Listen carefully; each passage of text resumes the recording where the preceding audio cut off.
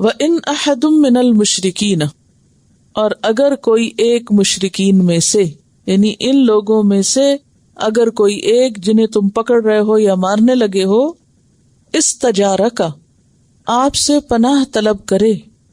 استجارک کا لفظ جور سے ہے، جیم واو رے، جور سے ہی جار نکلا ہے. جار کس کو کہتے ہیں؟ پڑوسی کو، ہمسائے کو. اور ہمسائے کا کام کیا ہوتا ہے؟ پناہ دینا، حمایت کرنا. تو استجارہ کا معنی ہے کسی سے حمایت طلب کرنا، پناہ مانگنا، حفاظت چاہنا، پناہ چاہنا، اور خاص طور پر دشمن سے. تو مسلمان چونکہ مشرکین کے دشمن تھے، لہذا کیا کہا جا رہا ہے کہ اگر وہ تم سے پناہ مانگے، حفاظت مانگے، این جنگ کے وقت، این جب وہ پکڑے جا رہے ہوں، تم ان پہ قادر ہو، امان طلب کرے، فَأَجِرْهُ، تو پناہ دے دو. یہ عام پناہ کی بات نہیں، ایک خاص سبب سے پناہ مانگنے کی بات ہے. اور وہ سبب کیا ہے؟ اسلام کو جاننے کی بات.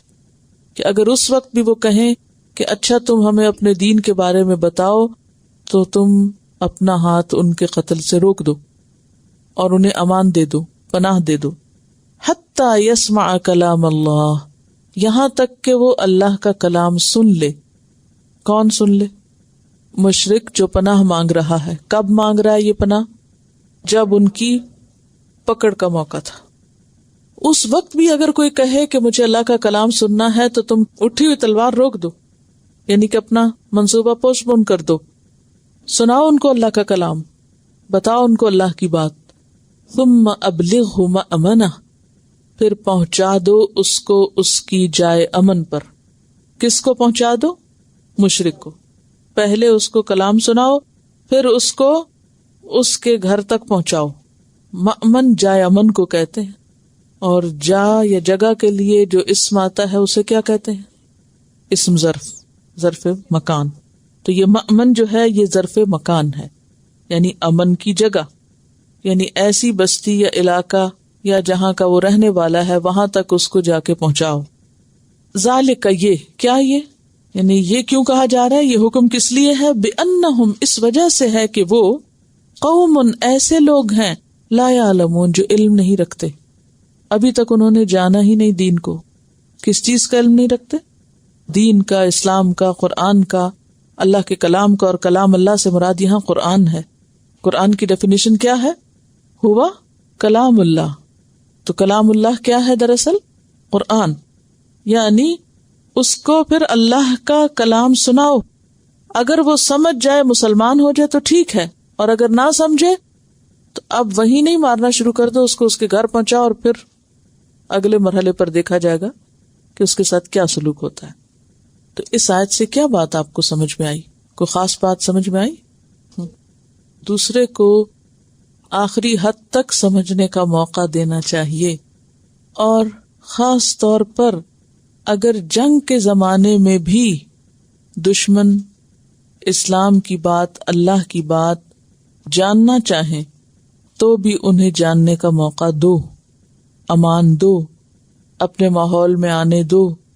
اگر راغب ہو تو ٹھیک، اگر راغب نہ ہو تو اپنی حفاظت میں اس کو اس کے ٹھکانے تک پہنچاؤ. یہ ہے اسلام کا اخلاق. حالانکہ ایسا کرنا بہت خطرناک بھی ہو سکتا ہے مسلمانوں کے لیے.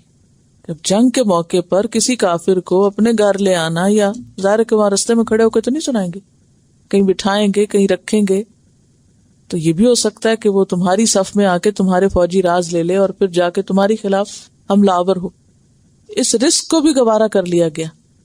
تو اس سے پتہ چلتا ہے کہ اللہ کا پیغام دوسروں تک پہنچانا آخری حد تک، آخری مرحلے تک، آخری لمحے تک ضروری ہے. اچھا، ہم اس بات پہ تو توجہ کرتے نہیں، کسی تک پیغام تو پہنچاتے نہیں، لیکن ہر وقت دوسروں کے بارے میں باتیں کرنا اور ان کے خلاف فتوے دینے میں یا ان کو لیٹ ڈاؤن کرنے میں اپنا پورا کردار ادا کرتے ہیں. یعنی ان کاموں کے لیے ہم خوب تیار رہتے ہیں، لیکن جو کرنے کا کام ہے وہ نہیں کرتے. دیکھیے، کسی کے بارے میں بھی کچھ کہنے سے پہلے عام طور پر جو لوگ دین پڑھنے لگتے ہیں ان کی ایک بڑی خراب عادت ہو جاتی ہے، اور وہ کیا کہ ان کو پورے معاشرے کی برائیاں خوب نظر آنے لگتی ہیں. کسی کو وہ نہیں معاف کرتے اور کسی کو نہیں چھوڑتے. فلاں یہ کر رہا ہے، فلاں وہ خرابی کر رہا ہے، فلاں وہ کر رہا ہے. کسی کے بارے میں بھی جب آپ یہ بولنے لگے تو ہمیشہ پہلے یہ سوچا کریں کہ آپ نے اس کو کتنا بتا دیا ہے، آپ نے اپنا حق کتنا ادا کیا، آپ نے اپنا فرض کتنا پورا کیا ہے، آپ نے پیغام کتنا پہنچایا. خواہ کوئی خاندان میں سے یا رشتہ داروں میں سے، عزیزوں میں سے، دوستوں میں سے، ہمسایوں میں سے کوئی بھی جب کوئی غلط کام کر رہا ہو تو صرف نفرت سے آغاز نہ کریں، ہیٹرڈ سے نہیں.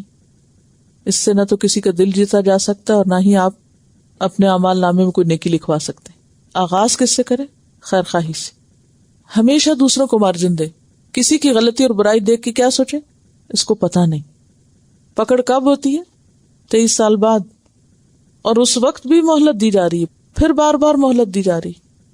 تو اس سے پتا چلتا ہے کہ کرنے کا کام کیا ہے.